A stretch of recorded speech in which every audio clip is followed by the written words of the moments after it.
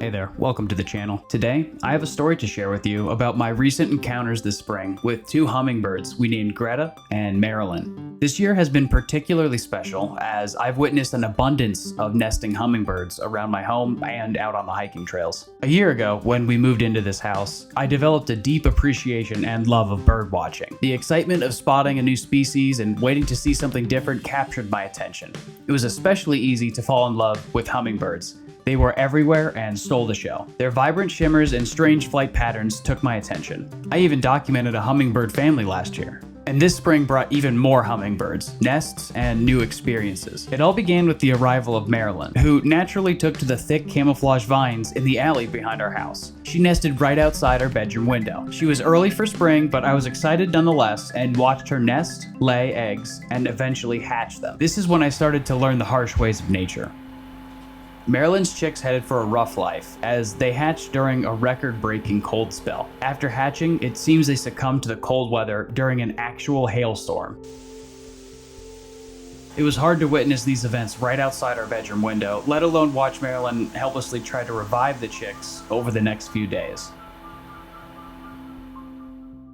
During this time, I learned more about hummingbirds and how they have a high mortality rate. Not only is cold a concern, but nutrition and predators are things that mother hummingbirds have to keep in mind if they want to raise chicks. I did my part and refreshed the hummingbird feeders in my yard. After doing some more research, I decided to remove the deceased chicks from the nest. While Marilyn's natural instinct to nurture them would subside over time, I knew it was still early in the season, so the sooner she abandons the nest, the greater chance she will still raise a brood this season. If it were later in the spring, I might not have moved them. A few weeks passed and suddenly we noticed more hummingbird activity. Not only did Marilyn seem to return, but we had a new visitor, who we named Greta. I noticed Greta acting a little strange out of my office window when I first met her, and little did I know, that was her building her nest.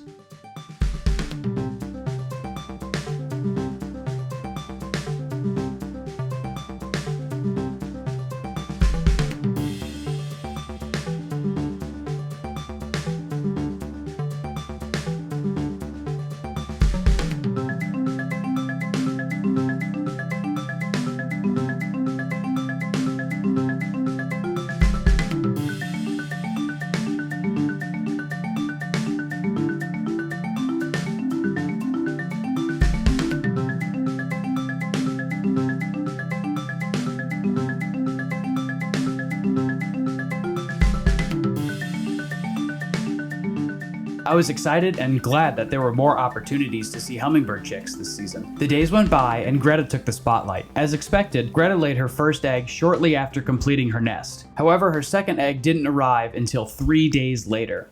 Hummingbirds usually lay 2 eggs 1 day apart. It was not normal for the second egg to take an additional 2 days. I kept this in mind as I continued my documentation of Greta and Marilyn. I also continued my research into hummingbirds. In preparation for more viewing, I masked my cameras even more through the windows of my house by using curtains and blinds.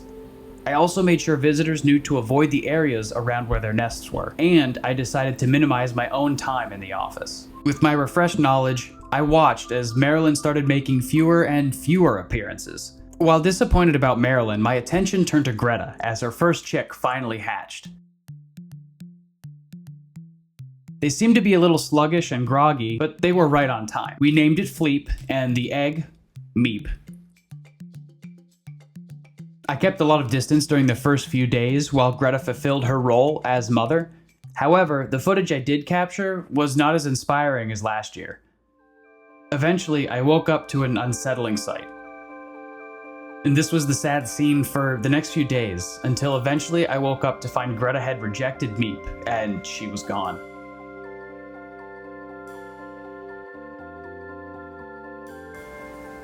The encounters with Greta and Marilyn have left an impression on me. Even after researching and taking the right steps to watching and respecting these birds, it's still hard to respect the bigger natural process that governs their lives when they still don't make it. While these hummingbirds didn't have success in my yard this season, who's to say they aren't busy in a new nest with new chicks right now? I will continue to improve my own environment to be more hospitable to birds and hopefully have Greta or Marilyn back to try again. Always remember to be respectful of nature and be kind to its creatures. My girlfriend said this video is a little sad, so here's some footage of last year's hummingbirds. And one last thing. One aspect of ethical bird watching is telling people about your own experiences. So hopefully you can take this information and apply it to your own experiences in the future. Thanks for watching, and have a great day.